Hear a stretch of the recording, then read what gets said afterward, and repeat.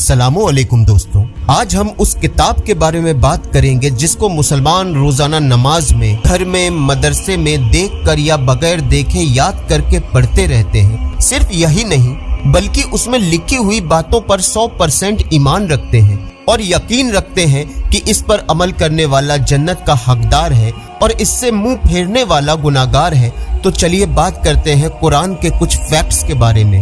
कुरान अल्लाह ताला की किताब है और इसमें अल्लाह के हुक्म लिखे हुए हैं और अल्लाह ताला चाहता है कि इसके बंदे इसको पढ़ें और उसमें बताए गए तरीकों के मुताबिक जिंदगी गुजारें। किसी भी किताब का जो टाइटल हो उसका कोई ना कोई मतलब होता है, उसी तरह यहाँ टाइटल कुरान है और कुरान का मतलब है हमेशा पढ़ी जाने वाली किताब। कोई भी किताब जब पढ़ ली जाती है तो उसे किनारे रख दिया जाता है, लेकिन ये वाहिद ऐसी किताब है जिसका पढ़ना कभी खत्म नहीं होता, बल्कि एक बार मुकम्मल कर लेने के बाद फिर से शुरू हो जाता है। कुरान दुनिया में सबसे ज्यादा पढ़ी जाने वाली किताब है। कुरान को कई नामों से जाना जाता है।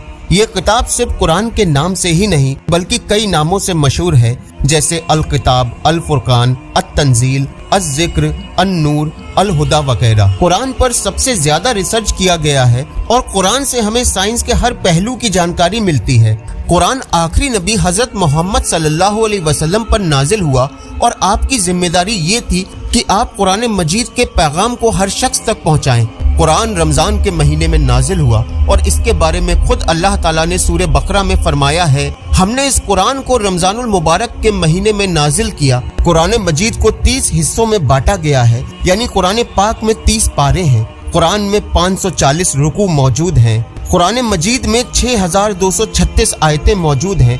आयतों से मिलकर रुकू बनते हैं और रुकू से मिलकर पारे बने हैं और फिर 30 पारों से मिलकर पूरा कुरान बना है। कुरान मजीद में 14 आयतें ऐसी हैं जिनको पढ़ने के बाद सजदा करना वाजिब होता है और सजदा ना करने वाला गुनाहगार होता है। कुरान मजीद में कुछ सूरतें मक्की और कुछ मदनी हैं। जो आयतें या सूरतें रसूल अकरम सल्लल्लाहु अलैहि वसल्लम पर हिजरत से पहले मक्का में उतरी वो मक्की हैं और जो सूरतें हिजरत के बाद मदीने में उतरी वो मदनी हैं। सबसे पहली आयत इकरा नाजिल हुई जो कि कुरान के 30वें पारे में सूरह अलक में है और ये उस वक्त नाजिल हुई जब नबी करीम सल्लल्लाहु अलैहि वसल्लम गारे हिरा में मौजूद थे। कुरान पाक की आखिरी आयत सूरह नास है। मुकम्मल कुरान पाक 23 सालों में नाजिल हुआ। कुरान की सबसे बड़ी सूरत सूरह बकरा है जिसमें 286 आयतें हैं। ये पहले पारे से शुरू होकर तीसरे पारे में खत्म होती है और तकरीबन 2.5 पारे की है। कुरान करीम की सबसे छोटी सूरत सूरह कौसर है और इसमें सिर्फ 3 आयतें हैं और ये 30वें पारे में मौजूद है। सूरह इखलास को 1/3 कुरान कहा जाता है, यानी इस सूरह को पढ़ने पर 1/3 कुरान का सवाब मिलता है। सूरह अल काफिरून 1/4 कुरान कहा गया है,